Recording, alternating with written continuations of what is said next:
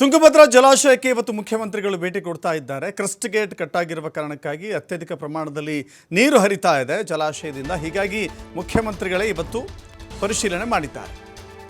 Crust gate 19 ಬಳಿ ತೆರಳಿದ್ದಾರೆ, ಪರಿಶೀಲನೆ ಮಾಡಿದ್ದಾರೆ. ಅಧಿಕಾರಿಗಳಿಂದ ಮಾಹಿತಿಯನ್ನು ಪಡೆದುಕೊಂಡಿದ್ದಾರೆ. ಎಲ್ಲಿ ಲೋಪ ಆಗಿದೆ, ಯಾವ ಕಾರಣಕ್ಕಾಗಿ ಕ್ರಸ್ಟ್ ಗೇಟ್ ಕೊಚ್ಚಿ ಹೋಗಿದೆ ಅಥವಾ ಲಿಂಕ್ ಕಟ್ಟಾಗಿದೆ,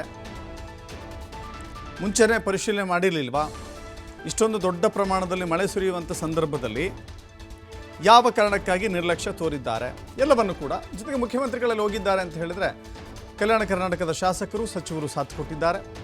ಜೊತೆಗೆ ಆ ಗೇಟಿನ ಬ್ಲೂ ಪ್ರಿಂಟ್, ನೀಲನಕ್ಷೆಯನ್ನು ತರಿಸಿಕೊಂಡು ತಜ್ಞರಿಂದ ಮಾಹಿತಿಯನ್ನು ಕಲೆ ಹಾಕಿದ್ದಾರೆ. ಗೇಟ್ ಆಗಲಿಕ್ಕೆ ಅಥವಾ ಗೇಟ್ ಕಟ್ಟಾಗುವ ನಿರ್ಲಕ್ಷ್ಯದ ಆರೋಪವನ್ನು ಸರ್ಕಾರದ ವಿರುದ್ಧ ವಿಪಕ್ಷಗಳು ಮಾಡ್ತಾ ಇದ್ದಾವೆ. ಹೀಗಾಗಿ ವಿಪಕ್ಷಗಳಿಗೆ ಮುಖ್ಯಮಂತ್ರಿಗಳೇ ಇಲ್ಲಿ ಟಾಂಟ್ ಕೊಟ್ಟಿದ್ದಾರೆ. ಸಿದ್ದರಾಮಯ್ಯವರು ಈ ಸಂದರ್ಭದಲ್ಲಿ ಮಾತನಾಡಿದ್ದಾರೆ, ಸ್ಪಷ್ಟನೆಯನ್ನು ಕೂಡ ನೀಡಿದ್ದಾರೆ.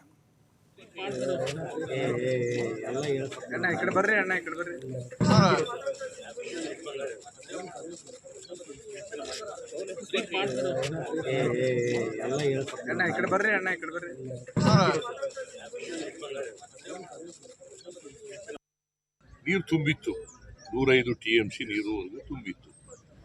ಆ ನೀರಿನಲ್ಲಿ 50 TMC ಅಥವಾ 60 TMC ನೀರನ್ನು ಹೊರಗಡೆ ಬಿಡಬೇಕಾಗುತ್ತೆ. ಯಾಕಂದ್ರೆ ಅದು ರಿಪೇರಿ ಮಾಡಬೇಕಲ್ಲ. ಇನ್ನೂ ಸುಮಾರು 60 TMC ನೀರು ಉಳಿಯುತ್ತದೆ. ಸೊ ರೈತರಿಗೆ ಯಾವ ಕಾರಣಕ್ಕೂ ಕೂಡ ವ್ಯವಸಾಯಕ್ಕೆ ತೊಂದರೆ ಆಗಲ್ಲ. ಗೊತ್ತಾಯ್ತಾ? ಮೊದಲನೇ ಬೆಳೆಗೆ ಯಾವ ತೊಂದರೆ ಇಲ್ಲ.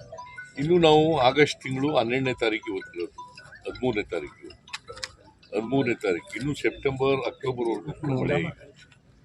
ನೀರು ತುಂಬತಕ್ಕಂಥ ಸಾಧ್ಯತೆ ಇದೆ. ಗೊತ್ತಾಯ್ತಾ? ನಾವು ತುಂಬುತ್ತದೆ ಅಂತಕ್ಕಂಥ ಹೋಪ್ಸ್ ಇಟ್ಕೊಳ್ಳೋಣ. ಮಳೆ ಬರ್ತಾ ಇದೆ. ಯಾಕಂದರೆ ಹವಾಮಾನ ಮುನ್ಸೂಚನೆ ಪ್ರಕಾರ ಆಗಸ್ಟ್ 15 ಆದಮೇಲೆ ಮತ್ತೆ ಮಳೆ ಬರ್ತದೆ ಅಂತಕ್ಕಂಥ ನಿರೀಕ್ಷೆ ಇದೆ. ಅದರಿಂದ ಎಷ್ಟು ನೀರು ಹೋಗಿರ್ತದೆ ನದಿಗೆ ಅಷ್ಟು ನೀರು ಮತ್ತೆ ತುಂಗಭದ್ರಾ ಡ್ಯಾಮ್ಗೆ ತುಂಬಿಕೊಳ್ತಕ್ಕಂಥ ಸಾಧ್ಯತೆ ಇರ್ತದೆ. ನನ್ನ ಪ್ರಕಾರ ನಾನು